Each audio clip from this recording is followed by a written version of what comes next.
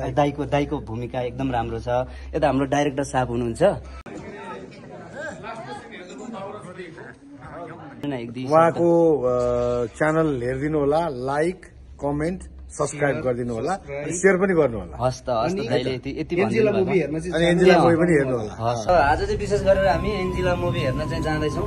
अब आजको Angela movie चाहिँ कस्तो छ के छ तपाईँहरूलाई हेरेर म प्रतिक्रिया दिनेछु। आज महिला फुटबलको क्याप्टेन एन्जिला मुभी चाहिँ हामी हेर्न चाहिँ आइराखेको छौँ। अब केही छिनपछि चाहिँ एन्जिला मुभी चाहिँ हेर्नेछु र त्यसको प्रतिक्रिया चाहिँ म अन्तिममा राख्नेछु। यहाँहरूले हेर्नुहुनेछ किनकि भिडियो चाहिँ क्लिपहरू चाहिँ राख्न पाइँदैन किनकि कानुनी मर्यादाभित्र बस्नुपर्ने हुन्छ। त्यो भएको हिसाबले गर्दा चाहिँ तपाईँहरूलाई म त्यसको रिभ्यू चाहिँ दिनेछु। 9-10 बज्ने त्यो 9-10 गरिदिनु होला। 8, 9, 10 यहाँ चाहिँ हामी टिकट गर्दैछौँ। अब केही छिन पछाडि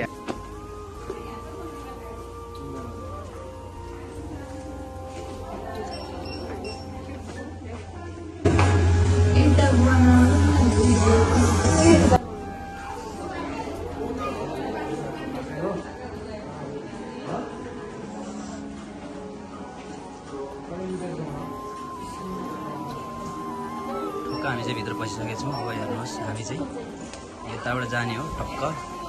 आजको मुभीको कस्तो चाहिँ के छ यो सब रिपोर्टहरू चाहिँ दिनेछौँ हामी लगभग 3 जना छौँ। हेरौँ आजको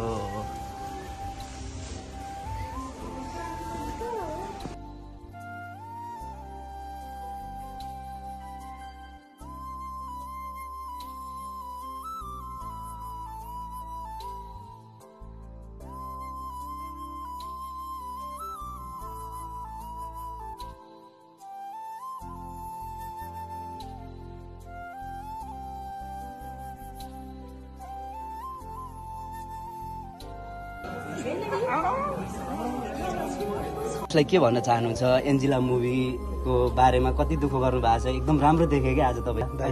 दाइको भूमिका एकदम राम्रो छ। यता हाम्रो डाइरेक्टर साहब हुनुहुन्छ, डाइरेक्टर साहबले अब हुन त मैले त्यस्तो मूल्याङ्कन गर्ने मेरो औकात छैन। त्यही भए पनि मैले चाहिँ के भन्न चाहन्छु भने एन्जिलालाई चाहिँ क्लाइम्याक्समा ल्याउँदाखेरि ओपनिङ पार्टमा चाहिँ अलिकति तपाईँले अझ खतरा गरेर ल्याएको भए अझ मन जित्नुहुन्थ्यो जस्तो लाग्छ होइन। तर मैले तपाईँको मूल्याङ्कन गर्ने मेरो हैसियत त छैन, तर मैले अलिकति देख्दा चाहिँ त्यस्तो देखेँ।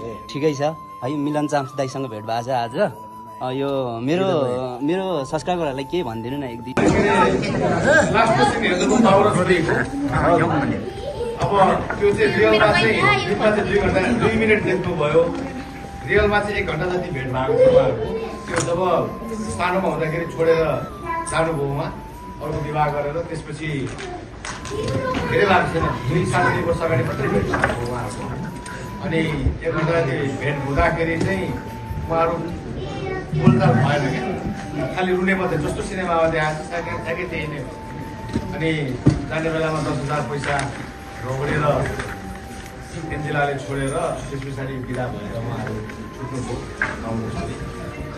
र यी कथाहरू चाहिँ जति सिनेमामा तपाईँले अगाडिदेखि अन्त्यसम्म हेर्नुभयो त्यो चाहिँ नि वास्तविक कथा त्यो 20-25% मात्रै हो एन्जिलाको। त्यो एन्जिलाको लागि एकचोटि ताली।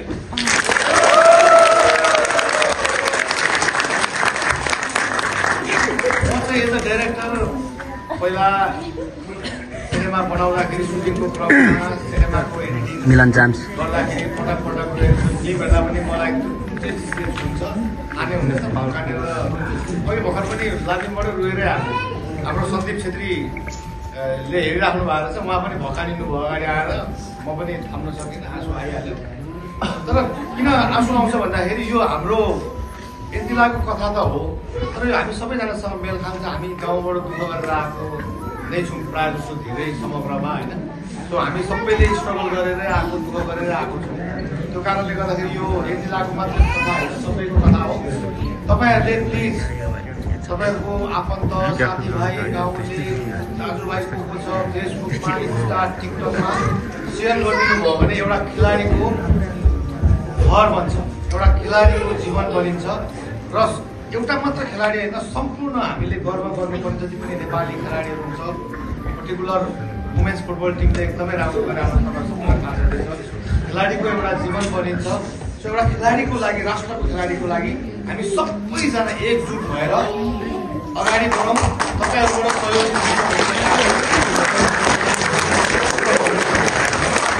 फिल्म चाहिँ राम्रो भयो, तर एन्जिलाको अगाडि तपाईँले फेसबुकमा भनिदिनु इन्स्टा, टिकटक जहाँ सकिन्छ आज भोलि यस्तो प्रचार प्रसारहरू हामी तपाईँप्रति र एन्जिला मैले जो चाहिँ इन्ट्री पनि अझै दमदार बनाएको राम्रो हुन्छ नेपालको छोरी हामी एकदमै हजुरहरूप्रति आभारी हुन्छौँ र जानुभन्दा अगाडि तपाईँहरूको फिडब्याक दिएर जानु होला, राम्रो नराम्रो के लाग्छ।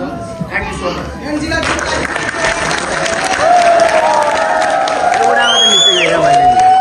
इन्ट्री पाइन्छ राम्रो हुन्छ। किन हुन्छ भन्ने गीत सेयर गरिदिनु होला र आज को रुनु भएको छ नआउनुहोस् त को रुनु भएको छ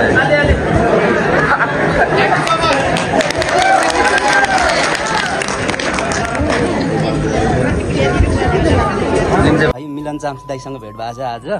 यो मेरो सब्सक्राइबरहरूलाई केही भनिदिनु न, एक दुई उहाँको च्यानल हेरिदिनु होला, लाइक कमेन्ट सब्सक्राइब गरिदिनु होला, सेयर पनि गर्नु होला। हस् त दाइले यति एन्जिला मुभी पनि हेर्नु होला। हस् धन्यवाद दाइ। Thank you. हल त दाइ है। यो मुभी चाहिँ एकदम राम्रो लाग्यो मलाई चाहिँ। अलिकति के भन्दाखेरि चाहिँ मुभीमा एन्जिलाको इन्ट्री चाहिँ अलिक दमदार हुनुपर्ने थियो, त्यो चाहिँ भएन। तर समग्र रूपमा सोचे भन्दा चाहिँ धेरै राम्रो रहेछ, मलाई त्यस्तो लाग्यो। हामी भर्खर हलभित्र छौँ, यहाँ भर्खर हाम्रो डाइरेक्टर साहबले चाहिँ हामीलाई केही इन्फर्मेसन दिनु भनेर चाहिँ अगाडि चाहिँ बढिसक्नु भएको छ र त्यो भएको हिसाबले गर्दा चाहिँ एन्जिलाको एउटा के भन्छ यो मुभीको चाहिँ एन्जिलालाई चाहिँ इन्ट्री गर्ने पार्टमा चाहिँ अलिकति एन्जिलालाई चाहिँ दमदार गरेर निकालेको भए अझ बेटर हुन्थ्यो भन्ने मलाई लाग्छ। र एन्जिला मुभी निकै राम्रो छ, तपाईँहरूले पनि आएर एन्जिला मुभीलाई हेरिदिनु होला, किनकि हामी चाहिँ भर्खर हेरेर निस्केका छौँ र सोचेभन्दा एकदम फरक र एकदम पृथक बनेको रहेछ यो मुभी हेरिसक्दाखेरि। अब जति पनि योभन्दा अगाडिको मैले टिकटकदेखि लिएर सामाजिक सञ्जालमा चाहिँ विभिन्न क्लिपहरू काटेर हालेको देखेको थिएँ, त्यो भएको हिसाबले चाहिँ मैले नि एउटा सानो म्यासेज चाहिँ बनाएको छु र त्यो भएको हिसाब त्यस्तो चाहिँ नगरौँ, किनकि यो चाहिँ गैर कानुनी हिसाबले तपाईँ हामीलाई चाहिँ अप्ठ्यारो पर्न जान्छ। त्यो भएको हिसाबले चाहिँ एकदम यो एन्जिला मुभी चाहिँ हेर्न लायकको छ, किनकि एउटा राम्रो कथा बनेको रहेछ। तपाईँहरू पनि हेर्न आउनु होला है।